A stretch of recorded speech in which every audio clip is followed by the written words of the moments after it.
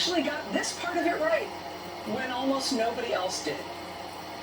As he was getting calls from President Trump himself and from Rudy Giuliani, from all these other people in the president's orbit, Rusty Bowers not only didn't go along with their demands that he should throw out Arizona's election results, he, kind of alone among all these guys, is the one who put out a press release telling everybody that actually that's what they were pressuring him to do.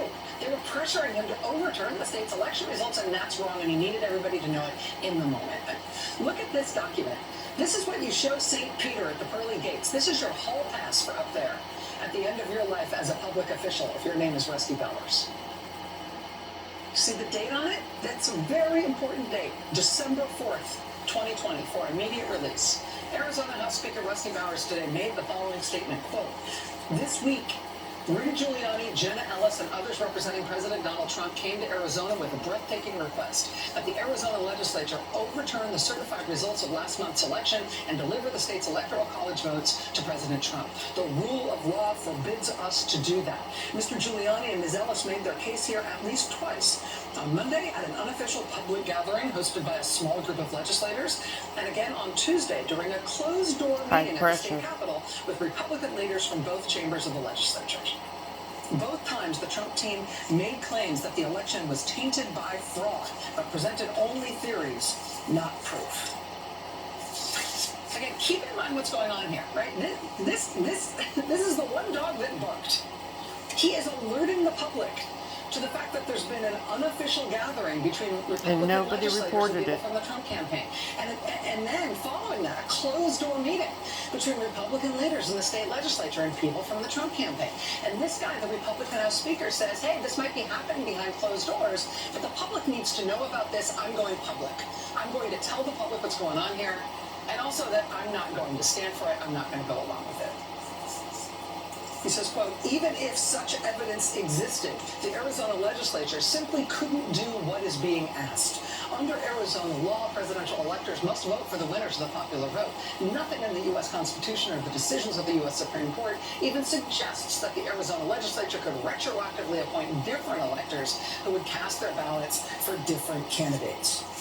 The law does not authorize the legislature to reverse the results of the election. As a conservative Republican, I don't like the results of the presidential election. I voted for President Trump. I worked hard to re-elect him, but I cannot and will not entertain the suggestion that we violate the law to change the outcome of a certified election. I and my fellow legislators swore an oath to support the U.S. Constitution and the laws of the state of Arizona. It would violate that oath, the basic principles of Republican government, and the rule of law if we attempted to nullify the people's vote based on unsupported theories of fraud. Arizona voters choose who wins, and our system requires that their choice be respected." He then concludes with this. 40 years ago next month, President Ronald Reagan reminded us that while the orderly transfer of authority is a commonplace occurrence for Americans, quote, "in the eyes of many in the world, this every 4-year ceremony we accept as normal is nothing less than a miracle." Rusty Bowers concludes, quote, "Now Americans are being reminded once again never to take for granted what President Reagan correctly described as the continuity which is the bulwark of our republic." Amen. Again, look at the date on that, December 4th, 2020. That's more than a month before the January 6th attack. The Republican House Speaker in Arizona saying, yeah, I wanted Trump to win. I voted for Trump. But here he is, sounding the alarm, telling the public that what the Trump campaign was asking for behind closed doors was blatantly illegal. He went to the public. He said, this is breathtaking. That's the word he used. A breathtaking request. Telling the public no way would he do it, and correctly saying that what Trump was asking for, and the fact that he was asking for it, would be the end of the peaceful transition of power in our country. Rusty Bowers was right. And almost no one else in Republican politics was willing to tell that truth to the public about it at that point. All these people who were sort of getting it right in retrospect, right? He got it right in the moment. Everything they hate about politics, all in one party. Two Republican state officials from Georgia. You probably know the Georgia story better. That's, Trump leadership calling up the Secretary of State in Georgia and demanding, basically threatening the Secretary of State that he needed to throw out just enough Biden votes or somehow mysteriously find just enough Trump votes for the Secretary of State's office to be able to say, oh, actually, the result here in Georgia has flipped. And the Secretary of It's State not in a his office gotcha game. wouldn't go along with it. And then Trump It's sticked real his words spurs on that we those live Georgia by. officials. And then the deputy in the I don't Secretary of State's understand office, a how man it named can be Gabriel taken Sterling, who you see so here in front of all lightly. the microphones, he gave his own public press conference in December where he said not only were the fraud claims about Georgia false, he said President Trump's attack on the election and the people who administer it was going to get people killed. Gabriel Sterling, again, went to the public know with how that that warning. He said that could in happen. December 2020, just before the January 6th attack. And just as Rusty Bowers was right in that press release earlier that month, Gabriel Sterling also was right. And he will be another one of the live witnesses tomorrow. And by that point in tomorrow's hearing, I think the committee will still have its unbroken record of every single witness they've called thus far being a Republican and or a conservative. But there's one other witness they're going to call tomorrow who I think breaks that mold. The last witness we're going to hear from the committee tomorrow, we have no idea what her politics are or her political affiliation, and that's proper because she's there in a nonpartisan capacity. She's there to talk about being an election worker in Georgia, a nonpartisan, technocratic, ground-level election worker. She, therefore, will be a totally different kind of witness than we have seen thus far from the January 6th hearings.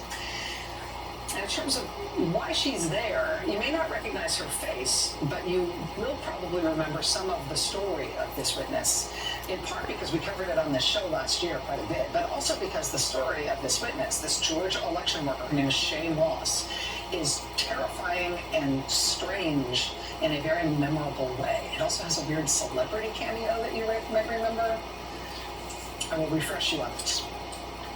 When Trump called Georgia Secretary of State Brad Raffensperger and told him that he needed to overturn the Biden win in Georgia. When Trump's lawyer, Rudy Giuliani, went to the Republican-led legislature in Georgia and told them they needed to overturn the election. The claim that these guys were making about supposed fraud in Georgia that would justify With no those evidence, radical not a steps, single piece centered of on a video evidence. clip that Trump and company Just insisted showed the assumptions, election being stolen right there on tape. accusations. They said they had video of election workers in Atlanta, black Make election up workers, everything naturally, just like African Putin. American election workers. They said the Just video like showed them the, stuffing suitcases full of illicit ballots. And they accused those election workers by name of stealing the election, committing crimes.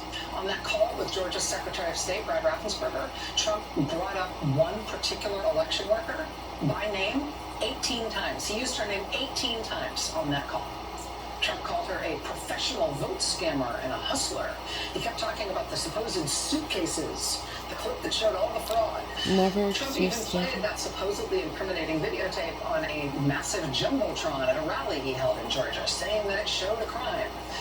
And of course he said that, but the video showed nothing of the sort. It showed Fulton County election workers Targeting poll named Shay workers. Moss and her mother, a The 62-year-old President retiree and grandmother. of the Shay Moss United had been a long-time States election worker in Fulton County. of America. For this election, Fulton County looked like it was going to be short-staffed The because of belly COVID, so Ms. Moss recruited her mom of the to beast. sign up as a temp worker for Election Day.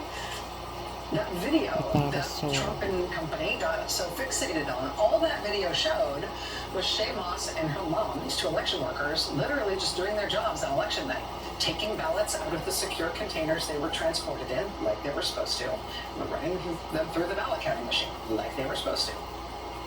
But Trump and Giuliani and all the Trump folks and her friends at Fox News kept running this snippet of video over and over again, saying that it showed a crime, even though it actually showed just normal election workers doing normal stuff the normal way with no malfeasance whatsoever.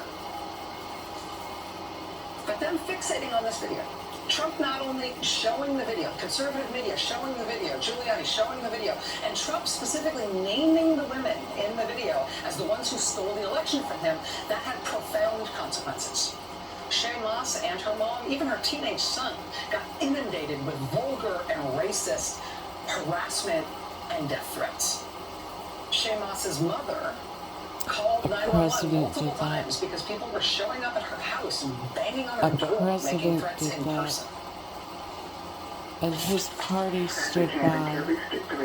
Having harassment phone calls and emails, and they came out and made a police report. Just a civil servant. Yesterday.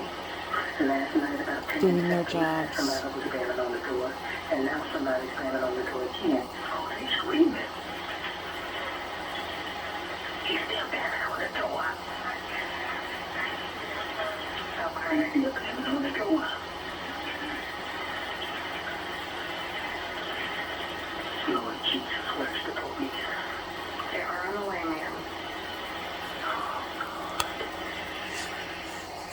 Jesus, where's the police? This became their lives. Shane Moss and her mother, Ruby Freeman, in the midst of all those harrowing threats and intimidation, something else happened. That tape, that 911 tape, was from December 2020.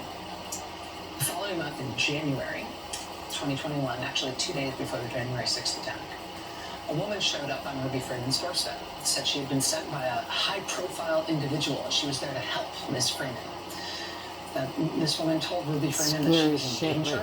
She told her that people were coming to her house in 48 hours and she was going to be locked up.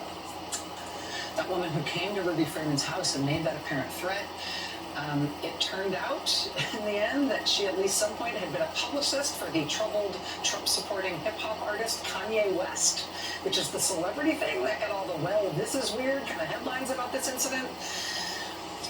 You might remember that. Where did the Kanye West publicist fit into all of this? The way that actually resolved, and what you should know ahead of Ms. Moss's testimony at tomorrow's hearing, is that we here on this show actually later determined that that woman who showed up on Ruby Freeman's doorstep had been dispatched there by a Trump campaign operative.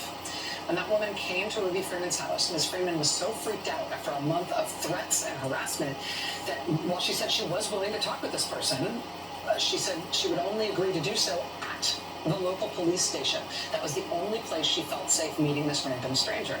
And so she went and met with her at the police station. And because it was at the police station, part of their meeting was caught on a police body cam, which Reuters obtained. And this is a part of that meeting, which is edited and subtitled by Reuters.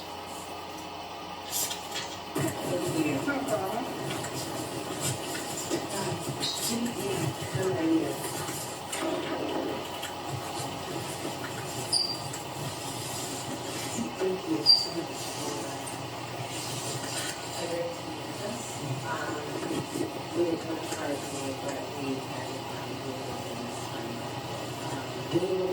would like to let you know first and foremost, we have put in place that a way to move you, to secure you from what will be on the line of them. And we have nobody that belongs to move you. We do it understand. I cannot say what specifically will take place. I just know that it will disrupt racism and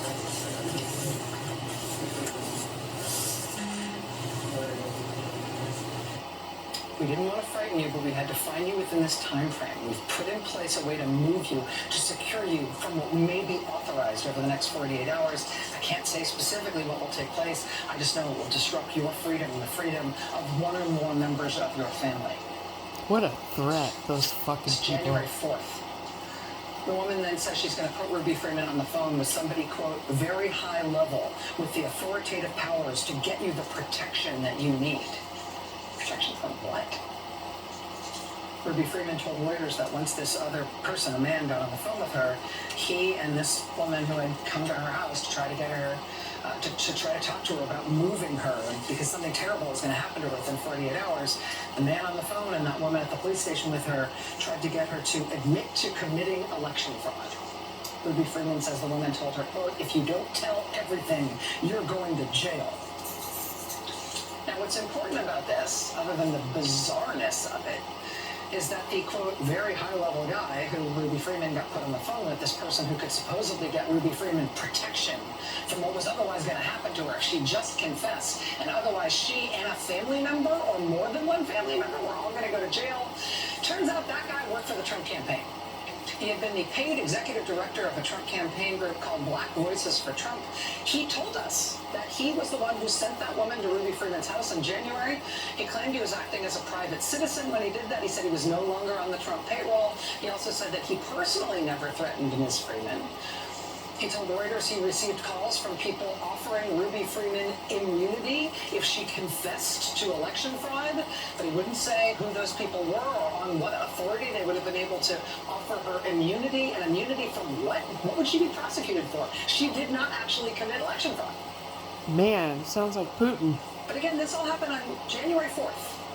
And they keep giving her this deadline, right, by which she needs to act, she needs to confess, or she's going to get taken away. Maybe they can move her, maybe they can keep her safe. 48-hour deadline.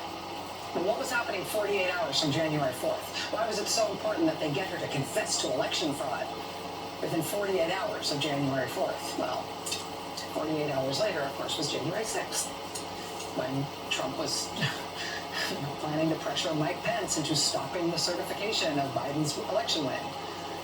And it would have, of course, been really handy to have a forced confession, a forced false confession of election fraud to point to that day as a reason to throw out the Georgia results, or at least to delay certifying them because there was some great new controversy in Georgia. He's a wagged dog. What exactly were they threatening Ruby Freeman with? Well, as far as there being some threat to Ruby Freeman that would materialize 48 hours from January 4th, well, it did actually materialize. According to a lawsuit Ms. Freeman filed against a right-wing website that promoted false stories about her, 48 hours after that visit from the Trump folks, on January 6th, while pro-Trump rioters were storming the Capitol in Washington, a pro-Trump crowd also stormed her house. Holy Surrounded crap. Ruby Freeman's house. Outside A of poll them, worker. shouting at her through a bullhorn. A fucking poll worker. Nobody was hurt. She, by then, Public servants don't have to be for her put up with safety, that shit. following the FBI's advice to How do so. dare they? And of course, Ruby Freeman, the 62-year-old election worker, grandmother from Atlanta, did not confess to some invented charge of election fraud, right? Despite this But triage this can't promise come- from people connected to the Trump campaign that it would relieve the pressure on her, and only then could they keep her safe. But I the mean, harassment and the triage is all we threats have. turned Ruby Freeman's life upside down, turned her daughter Shane We Moss's have no life time upside to down. wallow. It has been a total nightmare for them, and they did nothing wrong. No gloating. But it is also It still all coming full goes circle. bye-bye. Since then, the January 6th investigation has If we don't revealed understand not what's only going that on. the claims about fraud in Fulton County were false, but that Trump was told in detail by the #2 official at the U.S. Justice Department that the whole attack on that mother and daughter in Atlanta, the whole suitcases full of ballots claim, all these supposed fraud claims about Fulton County, Georgia, were nonsense. And we know that because we have tape from Richard Donahue, the #2 official at the Justice Department after Bill Barr left. We have tape of his deposition to the January 6th investigation. And I said something to the effect that, sir, we've done dozens of investigations, hundreds of interviews. The major allegations are not supported by the evidence developed. We've looked at Georgia, Pennsylvania, Michigan, Nevada. We're doing our job. Much of the info you're getting is false. And I said, okay, well, with regard to Georgia, we looked at the tape, we interviewed the witnesses. There is no suitcase. The president kept fixating on the suitcase that supposedly had fraudulent ballots, and the suitcase was rolled out from under A the table. person And I fixates, said, no, sir, there is no suitcase. You and the cannot say there is crowd no- goes there is no suitcase. There wild. is a wheeled bin where they carry the ballots, I and don't that's just how they understand move ballots around that facility. There's nothing suspicious about that at all. I told them that there was no multiple scanning of the ballots. One of the part of that allegation that they're taking one ballot and scanning it through 3 or 4 or 5 times to rack up votes, presumably for Vice President Biden. I told them that the video did not support that. Told him flat out that much of the information he's getting is false and or just not supported by the evidence. We look at the allegations, but they don't pan out.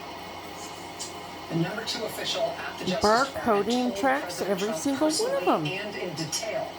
Can't put him in over and This over thing, and this over fantasy again. about some nefarious thing in Fulton County, Georgia, that you've ascribed to these women who you have named, who you have sicked your supporters on to the point where they've been driven into hiding at the advice of the FBI. This thing that you've been saying is not true. Nothing you're saying about that is true. Ruby Freeman and her daughter Shay Moss did nothing wrong. But here's just one last thing, and I think this is also important heading into this part of the investigation that we're going to see tomorrow. You know, there's been all of this talk.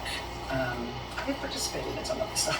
There's been a lot of discussion and commentary and speculation about what the intersection is between this January 6th investigation that we're seeing all these hearings from and prosecution, the possible criminal prosecution of the people who tried to pull off this scheme. Right? That whole question just looms really large over all these hearings, over everything the January 6th investigators have been revealing about their findings at these hearings.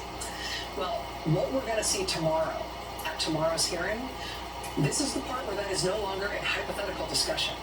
Because this Georgia stuff the threats to the election workers and the threats to state officials that they needed to make fake fraud claims and they needed to change the election results, that's already definitely under criminal investigation. We do not have to speculate about what might happen if any prosecutor decided to look into that. Prosecutors are looking into that. State prosecutors in Georgia have impaneled a grand jury that is working right now on possible charges under Georgia state law. And the matter is reportedly also under criminal investigation by federal Justice Department prosecutors as well, who have reportedly been interviewing Georgia officials. The pressure on state elections officials and election workers. Also, the forged fake slates of Trump electors that they arranged from Georgia and 6 other states. Those are parts of the Trump plot we already know are actively under criminal investigation by both federal and state prosecutors working with federal and state grand juries. That whole question about whether or not the January 6th investigation is looking at possible crimes that prosecutors are going to be interested in, what we're going to get in tomorrow's hearing is the part where that is already happening. And what that means for this next hearing that we're going to have tomorrow, we don't yet know, but it'll be new. And the member of the investigation who's going to be leading the hearing tomorrow is going to be our guest live here tonight in just a moment. Stay with us. Cool.